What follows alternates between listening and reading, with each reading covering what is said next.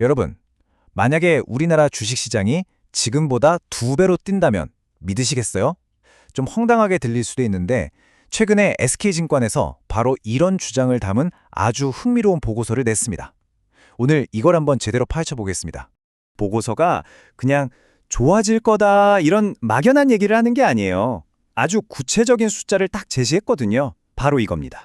네, 맞습니다. 코스피 6천. 와, 정말 지금까지는 상상도 하기 힘들었던 숫자죠. 근데 보고서는 이게 그냥 희망사항이 아니라 아주 새로운 분석에 근거한 전망이라고 딱 잘라 말합니다.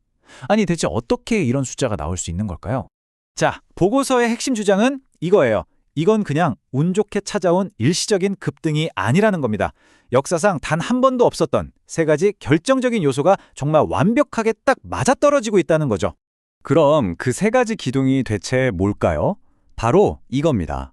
첫째는 기업들이 지금 역대급으로 돈을 잘 벌고 있다는 거. 둘째는 시장에 돈이 마르지 않고 계속 흘러 들어오는 새로운 길이 열렸다는 거.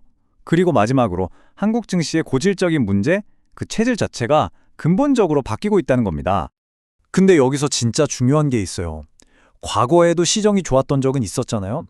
그런데 그때는 이 세 가지 기둥 중에 한두 개만 튼튼했지 세 개가 전부다 이렇게 완벽하게 갖춰진 적은 단 한 번도 없었다는 거예요. 보고서는 바로 이 점 때문에 이번에는 진짜 다르다고 자신 있게 말하는 겁니다.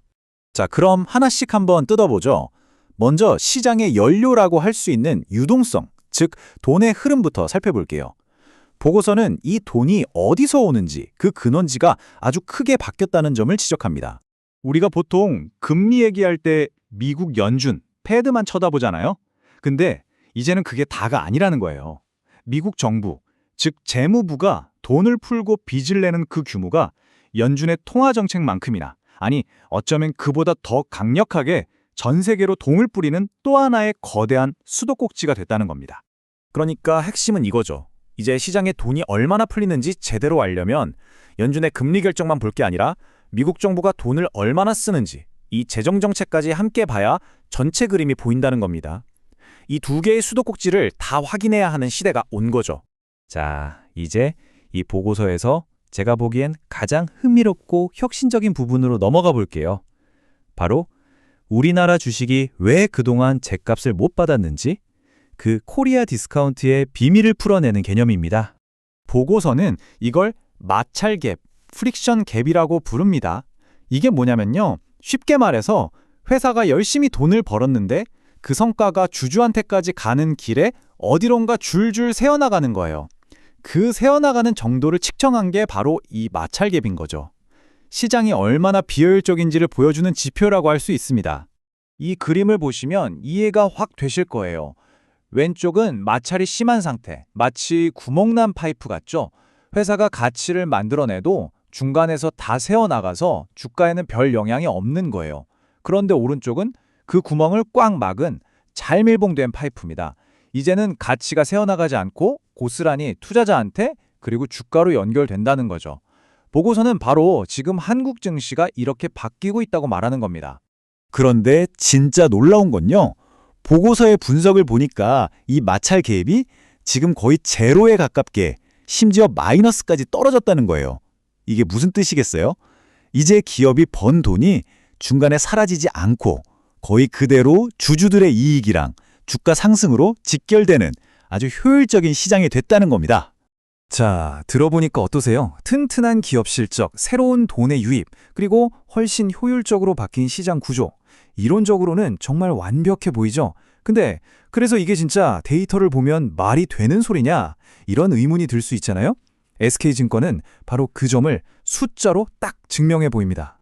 이 3차원 그래프가 좀 복잡해 보일 수는 있는데요.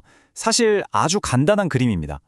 지금까지 우리가 얘기했던 그 세 가지 기둥, 그러니까 기업 실적, 유동성, 그리고 마찰 갭이 서로 어떻게 영향을 주고받으면서 실제 주가를 움직여 왔는지를 한눈에 보여주는 거예요. 자, 그럼 이 관계를 좀 더 명확한 숫자로 한번 풀어볼게요. 자, 보세요. 먼저 미국 정부와 연준의 정책, 즉 유동성이라는 요소 하나만 가지고 코스피의 움직임을 얼마나 설명할 수 있는지 봤더니 약 14.3% 정도가 나왔습니다. 여기에 두 번째 기둥, 바로 우리나라 기업들의 실적을 더해서 분석했더니 와, 설명력이 38.3%까지 확 뛰어오릅니다. 역시 기업이 돈을 잘 버는 게 정말 중요하다는 걸 알 수 있죠. 그리고 마지막으로 아까 말씀드렸던 그 마찰갭까지 모델에 넣었더니 총 설명력이 무려 44.5%까지 올라갑니다. 이게 무슨 말이냐면요. 이 세 가지 요인만으로 코스피 움직임의 거의 절반 가까이를 설명할 수 있다는 뜻이에요. 이건 정말 대단한 발견이죠. 자, 그럼 이제 제일 중요한 질문이 남았죠. 그래서 이걸로 뭘 어쩌라는 거냐? 우리 같은 투자자들한테 이게 도대체 무슨 의미가 있을까요? 보고서는 이 분석을 바탕으로 아주 구체적인 투자 전략까지 제시합니다. 이 표가 바로 그 핵심 전략인 유동성 국면 모니터인데요. 일종의 시장 나침반이라고 생각하시면 됩니다.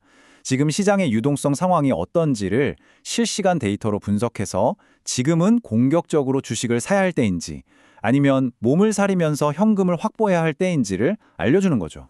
실제로 과거 데이터를 분석해보니까 이 모니터가 지금은 저가 매수 기회입니다 라고 신호를 줬을 때 따라서 투자했다면 그 성공 확률이 무려 75.2%에 달했다고 합니다.